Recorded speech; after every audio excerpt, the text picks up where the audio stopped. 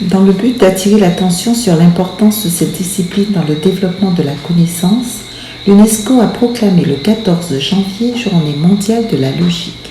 Mais qu'est-ce que c'est ? C'est l'art ou la science du raisonnement fondée par Aristote.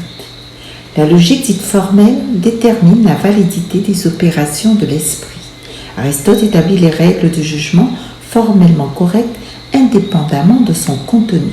Au XXe siècle, la logique symbolique remplace la logique formelle. Elle n'est plus bivalente, mais plurivalente. Elle n'est plus limitée au vrai et au faux, mais elle statue sur l'aléatoire, le possible. Elle ordonnance, elle trie, elle classe, met de la cohérence et permet de donner du sens à la réflexion, à l'expression et à la réception de l'information.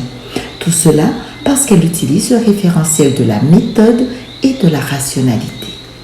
Nous voyons bien que tout ce qui perdure a été réalisé avec logique. De même, nous voulons tous avoir une vie colorée et des relations apaisées pour vivre sereinement nos expériences amoureuses, familiales, amicales, professionnelles. Et pourtant, souvent, nous devons gérer des conflits en nous-mêmes ou avec les autres. Mais où est la logique ? Nous aurait-elle fait défaut ?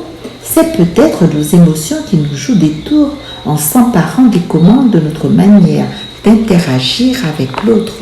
L'ingénierie relationnelle nous apporte des clés et des outils pour nous permettre de retrouver une posture logique dans les situations où nos émotions nous submergent. Apprendre à lâcher prise, mieux à ne pas donner prise.